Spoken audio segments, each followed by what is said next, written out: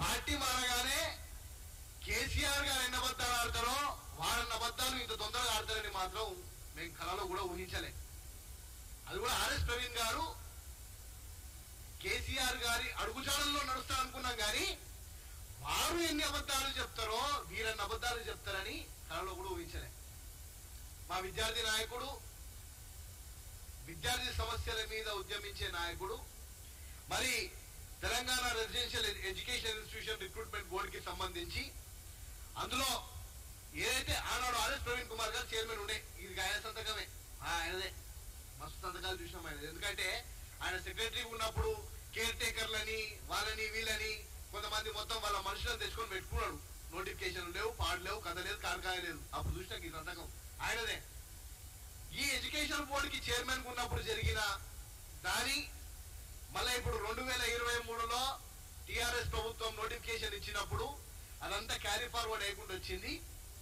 మీ హయాంలో జరిగినప్పుడు మీరు దాన్ని మార్చుంటే విద్యార్థుల బతుకులు బాగుండే అని మా వాడు ఏదో ఆ బాధతోని విద్యార్థుల సమస్యలు, నిరుద్యోగులను ఏదో విధంగా ఈ ప్రభుత్వంలో భర్తీ చేయాలన్న బాధతోనే అంటే ఓ ఆయన ఇక చూడాలి మొత్తం ఇక ట్విట్టర్ అంతా అంటే ట్విట్టర్ దగ్గర జాయిన్ అయ్యాడు కదా కేటీఆర్ దగ్గర. ఇక ట్విట్టర్ లో మరి పెట్టిండు, మీరు చదువుకున్నారా లేదా భయ్యా, ఏమని పెడతారంటే బల్మూరన్నా మీరు చదువుకున్నారా లేదా, మీరు చదువుకున్నా లేదా, లేకపోతే కాపీలు కొట్టిరా, చిట్టీలు కొట్టిరా. ఉన్న సమస్య అసలు అది ఆయన తీసుకెళ్ళే రాలేదని చెప్పి ఆయన ట్విట్టర్ లో పెట్టిండు. ఇప్పుడు మామిడి పంటలు కూడా తీసి పెట్టిండు. ఎందుకు ఇవన్నీ? అరే మీరు చేసిన తప్పులేదో అందరికి తెలిసినే. తెలంగాణ రాష్ట్ర ప్రభుత్వము ఏదైతే కేసీఆర్ గారి నాయకత్వంలో దళితులను విచ్చలవిడిగా లాకప్ డెత్తులు చేస్తుంటే, ఇవన్నీ చేస్తుంటే మీరు స్వేరో అని ఒక సంస్థ స్థాపించి మీరు ఒక సామ్రాజ్యం ఏర్పాటు చేస్తుంటే ఇంటెలిజెన్స్ వ్యవస్థ లేదు, ఏది లేదు. కేసీఆర్ గారే ముమ్మాటికి 100కు 100% ఆర్ఎస్ ప్రవీణ్ గారిని బిఎస్పీలో జాయిన్ చేయించింది ఆయననే, ఆయనతో పోటీ చేయించింది ఆయననే. కాంగ్రెస్ పార్టీ గెలుస్తుంది, ప్రతి నియోజకవర్గంలో ఒక 5 నుంచి 8 వేల ఓట్లు కనుక బిఎస్పీ పార్టీ దళితులను చీల్స్తే మళ్ళీ టిఆర్ఎస్ పార్టీనే ప్రభుత్వం ఫామ్ అవుతుందన్న ఉద్దేశంతో ఆనాడు ఇవన్నీ కథలు చేసారు. ఇవి తెలియదనుకుంటారా సమాజానికి? ఈరోజు మాట్లాడుతున్నారా? ఇప్పమంటారా? అన్ని చిట్టాలు ఇప్పమంటారా? ఆనాడు దివంగత నేత పరిటాల రవి గారి హత్య జరిగిన తర్వాత ప్రాణాలను చేతులు పెట్టుకొని బిక్కు బిక్కుమంటూ వస్తే ఇదే కాంగ్రెస్ ప్రభుత్వం మిమ్మల్ని తెచ్చి హైదరాబాద్ లో పోస్టింగ్ ఇచ్చింది.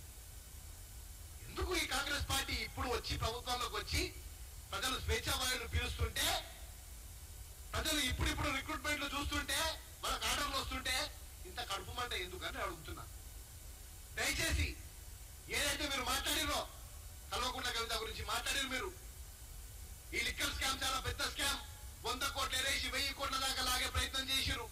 మరి పోయి మళ్ళా తిహార్ జైల్లో పోయి కవితను కలవనీకే తిహార్ జైల్లో బయట నిల్చొని ఆమెను కలిసేసి వచ్చింది.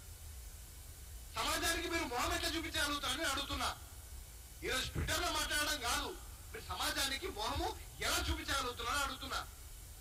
బహిరంగ చర్చకు సిద్ధం రండి, ఎల్పీ స్టేడియంలో నింపుడు కాదని మా ముఖ్యమంత్రి గారి మీద మీరు ట్వీట్ పెట్టిర్రు. మా ముఖ్యమంత్రి గారి గురించి మాట్లాడే నైతిక అర్హత మీరు ఏనాడో కోల్పోయినరు.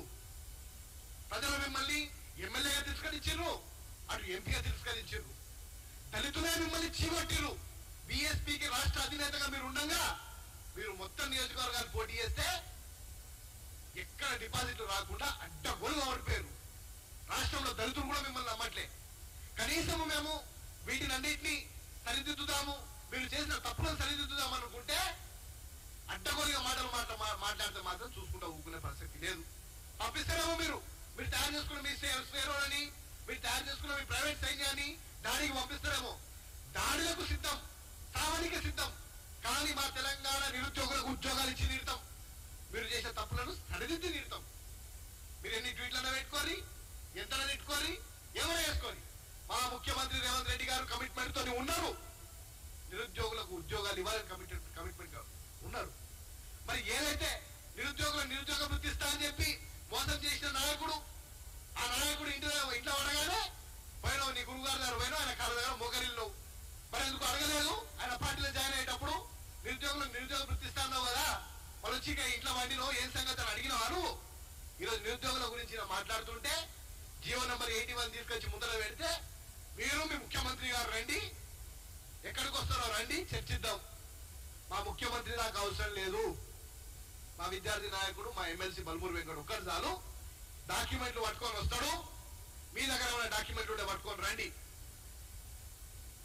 మీతో పాటు, ఎందుకంటే మీరు కొత్త జాయిన్ అయ్యారు కదా మొన్ననే ఈ పార్టీలా, మీ నాయకులందరినీ కేటీఆర్ గారు కానీ హరీష్ రావు గారు కానీ లేకపోతే మొన్న స్కాములో డబ్బులు ఎక్కడ దాచిపెట్టారో కనుక్కోవడానికి మీతో పాటు కవితాన్ని కలవడానికి తిహార్ జైలుకి వచ్చిన బల్కా సుమనే గాని అందరిని తీసుకొని రండి, కట్టుకొని రండి. ఒకే ఒకడు వస్తాడు, నిల్చుంటాడు, మాట్లాడతాడు. దయచేసి ప్రభుత్వము మీద బురద జల్లే కార్యక్రమం ప్రయత్నం చేస్తే ఊరుకునే ప్రసక్తులలో లేవు. మరొకసారి చెప్తున్నాము, ఎట్టి పరిస్థితులలో కూడా ఉపేక్షించే పరిస్థితే లేదు. ఎవరు ఎంతటి వారైనా, ఎవరు ఎంత ప్రజల్లో తప్పుదోవ పట్టించే ప్రయత్నం చేసినా వారిని ప్రజాక్షేత్రంలో వదిలే ప్రసక్తి లేదు.